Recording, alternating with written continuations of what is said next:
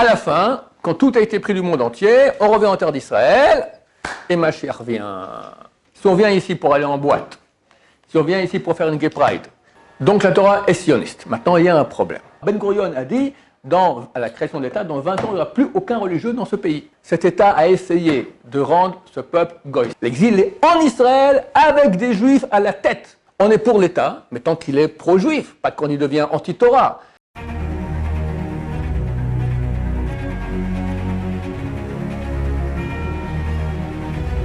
Ce jour dédié pour la Refoua Shlema, la guérison complète et rapide de Eric Yonatan Ben Oded qui vient de subir une lourde opération Be'ezrat Hashem. La question de Nathan. C'est quoi la position de la Torah par rapport au sionisme? Sionisme. Sionisme et Torah. Alors, il faut bien définir qu'est-ce que c'est que sionisme. En fait, sionisme, c'est un amour de la terre de Sion. D'accord? Mais en fait, quand on dit sioniste, aujourd'hui, de façon habituelle, on parle d'un mouvement qui aurait été mis en place par Théodore Herzl. Ils ont fait un premier congrès sioniste à Bâle en 1895, qui donc, comme a dit Herzl, si vous voulez, ce ne sera pas une légende. Pas seulement on ne va pas rêver de revenir en terre d'Israël, on revient en terre d'Israël. Et donc ce mouvement a effectivement réussi à créer ici, avec des nations bien sûr, un État en terre d'Israël. Donc on appelle le mouvement sioniste. Ça, c'est donc le mot. Quand on dit sioniste, d'habitude, on parle de cela. Alors, la Torah est sioniste, mais elle n'est pas sioniste. Il faut comprendre de quoi on parle. La Torah est sioniste, ça veut dire qu'elle met un très fort accent sur l'amour de la terre d'Israël. Il est clair que cette terre n'est pas une terre normale comme les autres terres. C'est une terre sainte, qu'il y a une présence divine extraordinaire. Il y a ici une providence de Dieu millimétrique. Contrairement aux autres peuples et aux autres terres. Dans les autres terres, même si un juif, c'est écrit dans le traité Ktubot, page 111, qu'un juif qui habite l'étranger, c'est comme s'il est idolâtre. Et la Torah mène un verset, la Gemara mène un verset disant cela. C'est marqué, le roi David, il a été chassé, il a dû fuir Shaoul qui le tuait, donc il est parti dans la région de Gaza, et il a dit, on m'a chassé de l'héritage de Dieu, me disant, va, sert des dieux étrangers. Bon, j'avais entendu que le roi David a servi des dieux étrangers à Gaza. D'accord? Alors de là déduisent les sages d'Israël, le simple fait d'habiter à l'étranger, déjà, ça te rend idolâtre à quelques égards. Ne me dis pas si comme ça, je vais à l'église, je vais à la messe, qu'est-ce que ça change? Un peu ou beaucoup? Non. Le principe est le suivant, c'est que chacun des pays du monde est géré par une entité spirituelle qu'on appelle le ministre ou l'ange, d'accord, que Dieu a mis en place pour gérer cette terre. Maintenant, quand un bon juif fait une mitzvah en France, alors la lumière de la mitzvah, elle monte, elle arrive chez le ministre, lui prend un petit impôt, et après le reste va vers Hachem, vers la divinité. Donc il y a un impôt qu'on paye au ministre français, qui n'est pas, c'est pas Dieu. Et tout ce qui n'est pas Dieu, c'est considéré comme une idole, à certains égards. Donc, quelque part, on nourrit le côté négatif. Alors, ce n'est pas une bonne raison pour dire, dans ce cas, je ne fais pas de mitzvot. Non, parce que c'est une très petite partie qui va là-bas. L'essentiel va au côté de la sainteté. Mais néanmoins, ça a moins de valeur. Un point tel, je dis, attention, ce n'est pas une raison pour ne pas faire les mitzvot. On doit les faire. Et il y a un mérite là-dessus, etc. Tous les grands sadikim qui ont habité l'étranger, qui sont restés là-bas et qui ont fait des mitzvot, ils ont un grand mérite, d'accord? Rashi commente, et c'est les sages d'Israël qui disent cela. Il y a dans le verset, vous mettrez ces textes-là en signe à vos mains et en fronton sur votre front. Donc la mitzvah de Tfilin. Une fois elle est au singulier dans la première paracha, une fois au pluriel dans la deuxième. Là-bas, Rashi commente et dit, quand tu pars en exil, continue à pratiquer les mitzvot. Mets le Tfilin, mets le mezouza, mets le tzitzit, mange kasher. Comme ça, quand tu reviendras en terre d'Israël, tu n'auras pas oublié comment on fait. Qu'est-ce que ça sous-entend? Que la raison pour laquelle on doit faire une mitzvah à l'étranger, ce n'est pas parce qu'en soi, la mitzvah, elle a un impact. C'est parce que ça n'a aucun impact. Mais On le fait pour ne pas oublier quand on revient en terre d'Israël. Donc, on entend que c'est en terre d'Israël que ça a un vrai impact. Alors, ce n'est pas comme je viens de dire, parce qu'aussi à l'étranger, ça a un impact. Mais beaucoup moindre, à un point tel qu'on te dit la raison essentielle pour laquelle tu fais les mitzvot à l'étranger, pour ne pas oublier quand tu reviendras en terre d'Israël. Tu comprends qu'il n'y a pas photo. D'autant plus qu'on a 3 parties d'âme, Nefesh, Ruach, Neshama. Chacune est beaucoup plus haute que sa précédente. Chaque être juif qui naît, il a un Nefesh. Maintenant, il y a plusieurs sortes de Nefesh, Ruach, Neshama. Par exemple, à Bar Mitzvah, il reçoit Ruach. À l'âge de 20 ans, il reçoit Neshama. Mais à d'autres parties de Nefesh, Ruach, Neshama, on a plusieurs Nefesh, Ruach, Neshama. Une qui concerne la terre d'Israël. Celui qui n'a jamais mis les pieds en terre d'Israël, il a que Nefesh. Qui qu'il soit le Havetz Chaim, qu'il soit le Rav Moshe Feinstein, les plus grands tzadikim, le Gaon de Vilna, d'accord, il n'a jamais mis les pieds en Israël, d'accord, les plus grands tzadikim du monde, quels qu'ils soient, tant qu'ils n'ont pas mis les pieds en Israël au moins une fois dans leur vie, ils n'ont que Nefesh. Il vient une fois en Israël, en touriste. 1 minute, d'accord, ou plus, et reçoit Ruach. C'est pour ça que très souvent, des gens qui viennent la première fois, ils viennent en terre d'Israël, ils ont ce qu'on appelle le syndrome de Jérusalem. Ils ont comme ça un choc. Ils vont au cotel, ils se mettent à pleurer, ils sont un peu choqués. C'est signe que le Ruach est venu en eux. C'est vraiment quelque chose qui existe. C'est reconnu par les médecins laïcs comme étant une réalité, le syndrome de Jérusalem. Quand ils viennent s'installer en terre d'Israël, habiter là de façon fixe, ils reçoivent Neshama. Neshama, c'est des, je ne sais pas quel chiffre, des milliers, des dizaines de milliers, des millions de fois plus que Nefesh. D'accord, Nefesh, Ruach beaucoup plus, Neshama encore beaucoup plus. C'est-à-dire que la Neshama, ce sont des parties d'âme qui nous permettent d'être en relation avec Hachem, qui sont extrêmement puissantes. Sans qu'on soit en Israël, ça manque. C'est la raison profonde pour laquelle, à l'étranger, on fait 2 jours de fête. Pourquoi? Parce que jour de fête, comment on appelle cela? Yom Tov, jour bon. C'est quoi ce jour bon? Qu'est-ce qu'il y a de si bon? On mange bien? Shabbat aussi, on mange bien, d'accord? Ou dimanche, on va faire des grillades, ça peut être très bien aussi. Pourquoi on appelle ça un jour bon? Yom Tov, parce que la première fois où la Torah dit le mot Tov, c'est à propos de la lumière. Vayar Elohim et Or ki Tov. Dieu vit que la lumière était bonne. On ne parle pas d'un jour où il y a des bonnes choses à manger, on parle d'un jour où il y a du Tov, une lumière divine extraordinaire qui descend du ciel. La lumière divine de la création descend sur nous le jour de fête. Maintenant, à l'étranger, vu que tu as une petite âme, et vu qu'il y a tellement d'écrans à cause de l'impureté de ces pays-là, l'émission ne peut pas arriver en un jour. Elle est filtrée dans un petit robinet, il faut 2 jours. Ici en Israël, d'accord, c'est un courant de quelques mégatonnes d'eau de lumière qui tombe sur la tête. En un jour, c'est terminé. Et les textes, ils écrivent, et peut-être à l'étranger, en 2 jours, ils arriveront à faire ce qu'on fait ici en un jour. Peut-être, c'est même pas clair.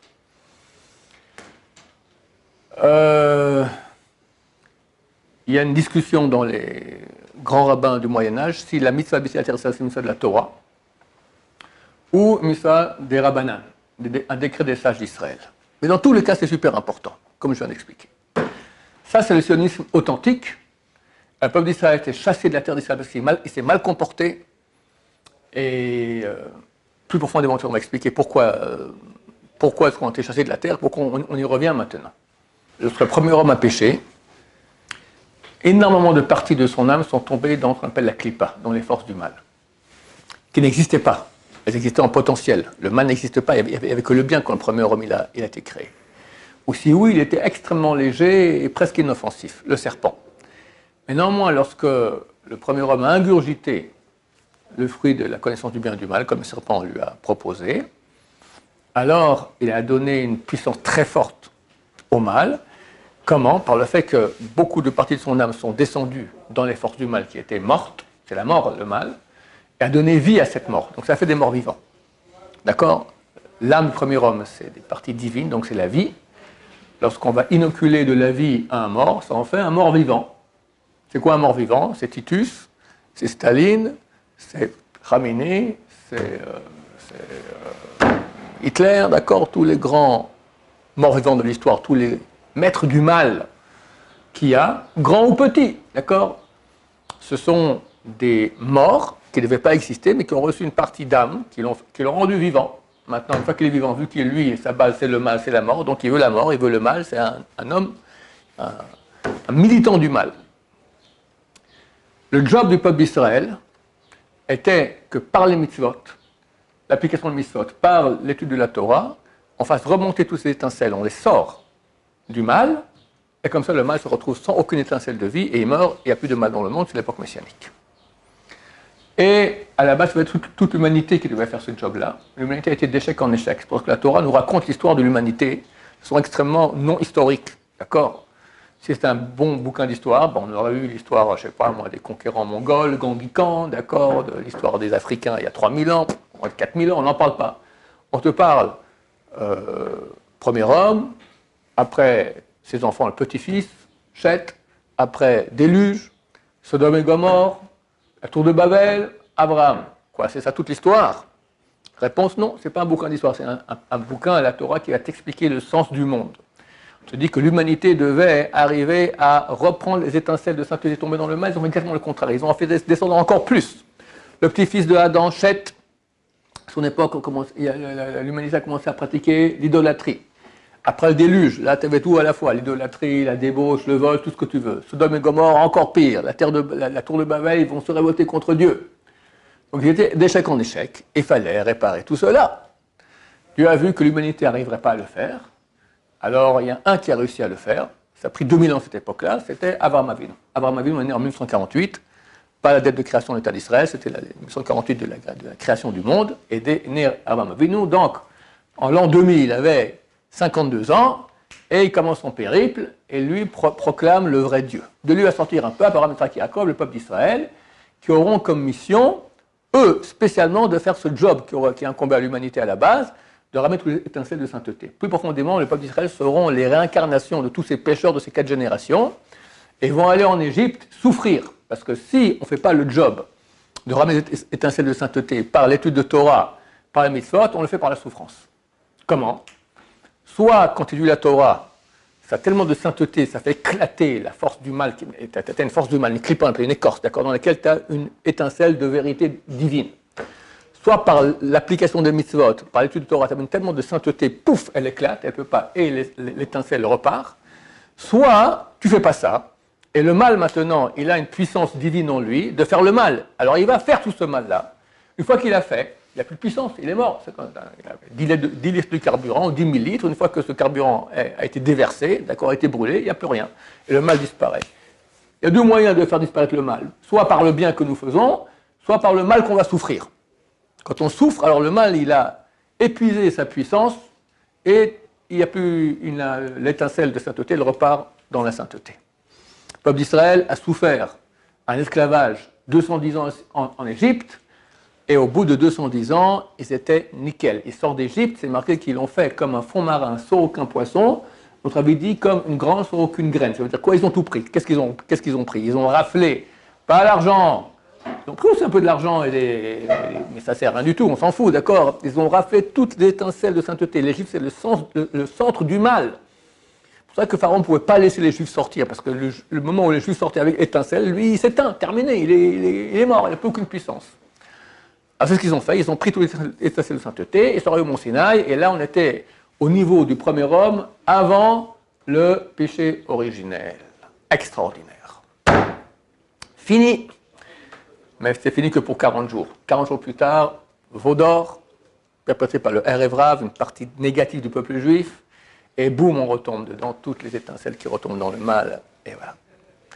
Ok, le peuple juif arrive en terre d'Israël, avec la sainteté de la terre d'Israël, le temple qu'il y avait ici, ils auraient dû être capables, à distance, de ramener toutes les étincelles de sainteté éparpillées dans le monde entier. Mais le peuple juif est un peuple à nuque raide, il continue à faire des bêtises, débauche, idolâtrie, machin, et leur aspirateur d'étincelles de sainteté à distance, il devient bouché, ça ne marche plus. Donc je lui dis, ok, chers amis, ça ne marche pas, le job il faut le faire, je vous envoie sur place, vous partez. Exil.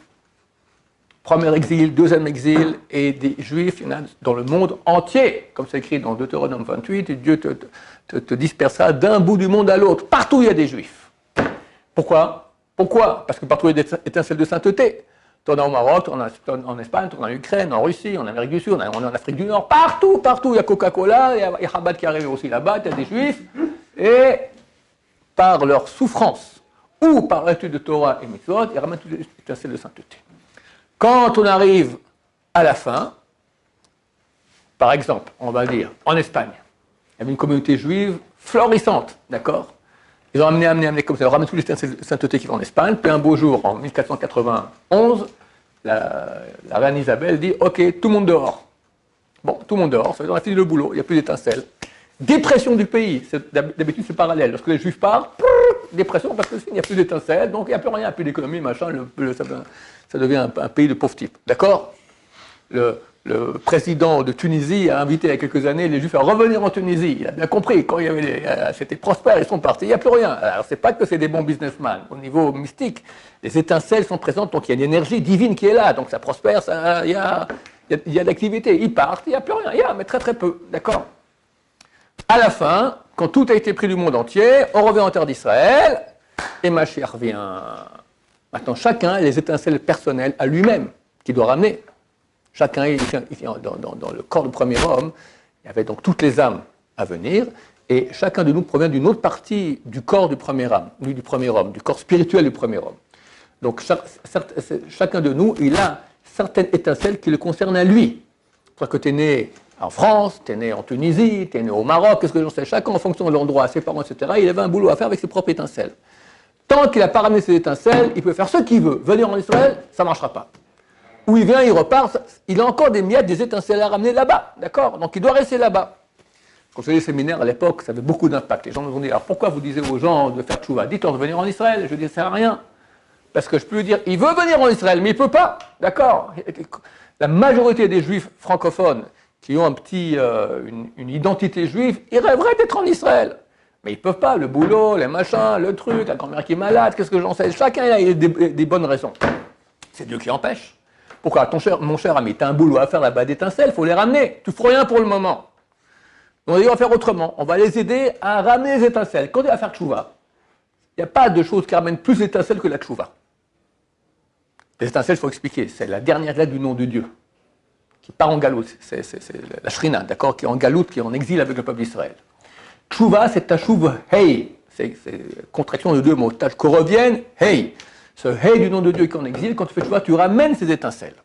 Donc le type, il fait tchouva, il commence à faire Shabbat, il s'éloigne des filles, il commence à prier comme il faut bien, il ramène toutes les étincelles. Et d'habitude, quelques années après, ou même quelques mois après, terminé, il fiche le camp, qu'il veuille ou pas, un coup de pied, on le fout dehors, et il arrive en Israël. C'est le meilleur moyen, le vrai sionisme, c'est convaincre les gens de pratiquer la Torah à l'étranger. Comme ça, quand ils pratiqueront, ils finissent leur job d'étincelle et ils viennent. Et actuellement, on voit que le peuple d'Israël est en train de revenir, c'est qu'on est très proche de la fin. Et Mashiach vient. Mashiach vient pas quand toutes les étincelles sont revenues, juste avant. D'accord? Parce que c'est lui qui fera le dernier acte pour que tous les Juifs reviennent en terre d'Israël. Donc la Torah, elle est super sioniste. Elle a un amour de la terre d'Israël extraordinaire. On ne peut pas quitter le Rambam Maïmonide. Il dit on peut quitter la terre d'Israël, c'est la halakha, on peut quitter la terre d'Israël pour 4 raisons. 1, pour se marier et revenir. Il dit revenir, pas que tu restes là-bas avec Jennifer à New York ou avec Christine, non, Christine juive, une juive, bah, tu vas pas me d'accord, avec Rachel à Paris, d'accord, tu reviens en Israël. Elle étudie la Torah, tu es ici tout le rabbin ici, tu n'as aucun qui te va, mais tu as un super bon rabbin là-bas à Créteil, tu vas, mais après tu reviens, d'accord, pas étudier toute ta vie, tu reviens après en Israël. Aller sauver des juifs de goïm qui veulent leur faire du mal. 4e, si c'est la famine. Tu t'en sors pas ici, tu t'en sors pas, tu fiches le camp, ok, et revenir après. Et là-bas, le rabbin cite, c'est dans Miglat Ruth, il y avait donc la femme, le mari de Ruth, et sa belle-sœur s'appelait Orpa, c'était deux juifs qui étaient des grands de la Torah, c'était Machlion et Chilion, qui étaient les fils de Elimelech. Elimelech a eu la famine ici en terre d'Israël, il a quitté avec sa famille, sa femme Naomi, ses 2 enfants, Machlion et Chilion, sont allés en terre de Moab. Le Rambam dit, il a le droit, mais pour un homme pareil, de calibre pareil, comme Elimelech, qui est un grand sadique, même pas. Il est mort, ses 2 enfants sont morts. 3 veuves pour quitter la terre d'Israël. Terrible! Donc c'est certain que la Torah met un accent extraordinaire sur la terre d'Israël, mais attention, c'est le palais du roi. Si on vient ici pour aller en boîte, si on vient ici pour faire une gay pride, si on vient ici pour transgresser le Shabbat, c'est exactement le contraire de la manœuvre. C'est pire. C'est pire, parce que toute la raison qui a provoqué notre exil, c'est parce qu'on faisait des péchés ici en terre d'Israël. Reste là-bas, t'es dans les toilettes, d'accord? Ça va. Quelqu'un qui fait des péchés dans les toilettes, c'est moins grave qu'en face du roi. Tu fais tes besoins devant le roi, ça c'est pas ici, t'es en face du roi. C'est un pays, comme j'ai dit, où il y a une présence divine extraordinaire. La Shekhinah est extrêmement présente. Il y a des gens qui sentent ça. Moi, j'ai une tante, super anti-religieuse. Elle va d'une famille religieuse à la base, mais là, elle a tout plaqué, d'accord? Elle habitait Jérusalem, elle a dit, je ne supporte plus. Elle va à Tel Aviv, elle habite dans les endroits les plus malfamés de Tel Aviv, et ils ne supportent pas Jérusalem, ils sentent. Il y a un Kedusha, il y a un autre qui, quand il rentre à Tel Aviv, c'est Burk, d'accord? Tu arrives à Jérusalem, enfin, on sent la sainteté, d'accord? J'ai un copain à l'échelle, il m'a dit, pourquoi tu fais des séminaires? Il y a quelqu'un de venir à Jérusalem, dans un quartier orthodoxe, il va au mikvé avant Shabbat, il sent Dieu. Pas besoin, c'est palpable, d'accord? Donc la Torah est sioniste. Maintenant, il y a un problème. J'en ai parlé dans les cours aussi dernièrement, donc c'est peut-être un peu dommage de reparler, mais on va faire en très court. Il y a une partie du peuple d'Israël qui s'appelle le Erev Rav, c'est eux qui ont fait le veau d'or. Ce sont des Neshamot et des âmes qui sont à mi-chemin entre le Goy et le Juif. Mais ils sont juifs. Et eux, leur but, c'est de rendre le peuple juif Goy. D'accord? Donc, en conséquence, il y a beaucoup de malheur sur le peuple juif. Les non-juifs ont essayé pendant 2500 ans de faire en sorte que le peuple juif disparaisse. Tous les pogroms qu'on a subis, tous les autodafés, tout cela, ils n'ont pas réussi. Après la Shoah, ils ont vu, même Hitler, il a essayé, il n'a pas réussi. Il a quand même pas mal réussi, un tiers, mais quand même 2 tiers qui sont toujours là. Alors ils ont décidé de faire une chose beaucoup plus vicieuse.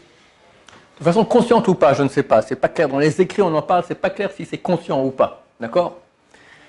Ils ont donné la terre d'Israël, mais au mouvement sioniste athée, anti-religieux. Disant que nous, on n'a pas réussi à faire, de rendre ce peuple goy, eux vont réussir.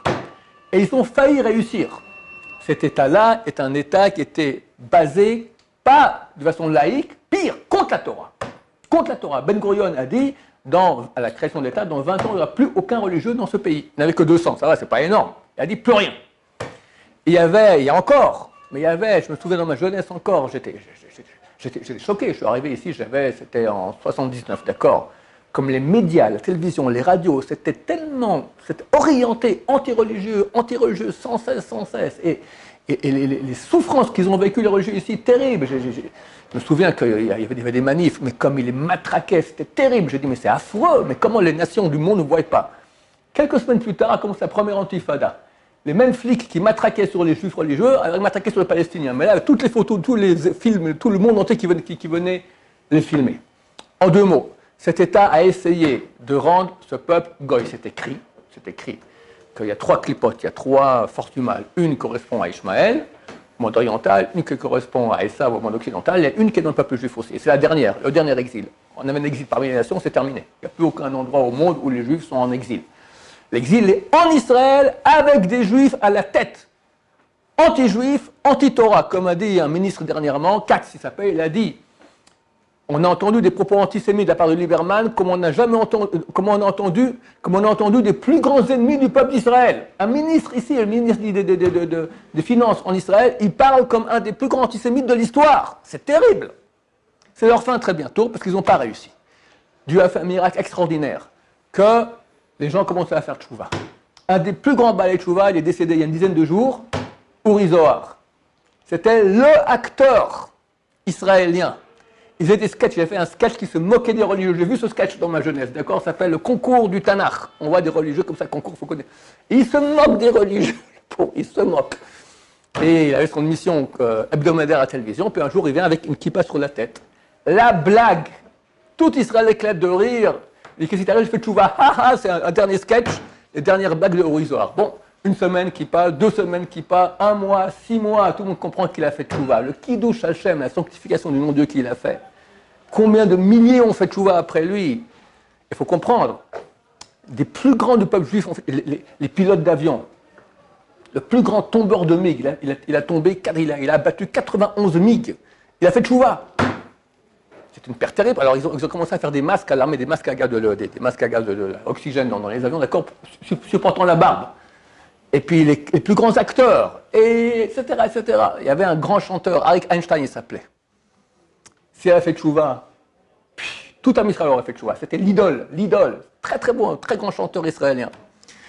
Sa fille a fait tchouva. Et c'est marié avec le fils de Uri Zohar. Et Uri Zohar lui était les meilleurs copains. Et Uri Zohar lui a parlé, fait tchouva. Il n'a pas eu le courage. D'accord? En tout cas, il y a un mouvement encore actuel de tchouva énorme. De plus, comme a dit le Chazon Ish à l'époque. Chazon Ish était contemporain de Ben Gurion. Il a dit, Ben Gurion dit, il n'y aura plus aucun religieux. Nous, on fait des enfants. La moyenne de natalité des orthodoxes en Israël, c'est 7,2 enfants. Alors que chez les non-religieux, c'est 1,7 et des fois il y a un chien aussi. D'accord? Donc tu vois, et en plus, les non-religieux, très souvent, quittent Israël. Qu'est-ce qu'on a à faire ici? On va aller en Amérique, il y a 3 à 4 millions d'Israéliens, pas de Juifs, d'Israéliens qui sont en Amérique. Parce qu'ici, c'est un pays dur, difficile. Là-bas, ils croient qu'ils vont avoir l'argent en se baissant par terre, ils auront des dollars. Donc, le monde religieux est en train de grandir, grandir, grandir. Et le mouvement sioniste athée est en train de mourir. Ils ne sont pas contents du tout, ils font tout pour empêcher, mais ils ne réussiront pas, très bientôt viendra Mashiach. C'était la dernière bataille. C'est marqué qu'Abraham, le mérite d'Abraham, c'était par rapport à la Klippa, à la force impure orientale. Yitzhak par rapport à Esav, son fils Esav, occidental. Yaakov, étude de Torah, c'était le plus grand des patriarches, et c'est lui dont les maîtres on a besoin pour la fin des temps, la bagarre contre Erev Rav. Tellement la bataille, elle est dangereuse, elle est dure, d'accord? Qu'ils ont créé tout bon juif aujourd'hui qui aime le peuple d'Israël, alors il aime la terre d'Israël, donc il aime l'État, donc il est pour l'armée, donc pour beaucoup de choses. Et c'est très très fin, parce que oui et non. On est pour l'État, mais tant qu'il est pro-juif, pas qu'on y devient anti-Torah. Mais les gens ne font pas la différence à l'étranger. Tu ne peux pas parler, il y a beaucoup de choses que j'aimerais dire, je ne peux pas dire, parce que les gens ne vont absolument pas comprendre. Comment les gens, même des fois, quand il y a des choses qui sont anti-juives, en Israël, ils m'attaquent à moi, mais comment vous laissez faire des choses pareilles? On n'est pas chez nous, d'accord? On n'est pas chez nous. Il y a une usurpation du pouvoir par des gens anti-religieux. Il faut comprendre qu'il y a deux aspects. Alors, les gens commencent à comprendre un peu plus aujourd'hui. Et ils ont failli réussir à faire un nouveau peuple d'Israël. Nouveau! Avec un rythme, disons le Shabbat, ou le jour de congé, c'est pas le dimanche ou le vendredi comme les Ishmaélites ou les chrétiens, c'est le Shabbat. Un jour de congé où on fait des brochettes, d'accord, on fait Chilou Shabbat, etc. Alors ils ont un rythme juif, mais plus de vraie Torah. Et Baruch Hashem, Dieu ait pitié de nous, que la vraie Torah est en train de grandir et les gens sont sensibles à la vérité, font tchouva, se rapprochent de Dieu, donc reviennent aussi en terre d'Israël et très bientôt Mashiach viendra pour nous sauver de tous les menteurs. Baruch Adonai, l'olam, amen va amen.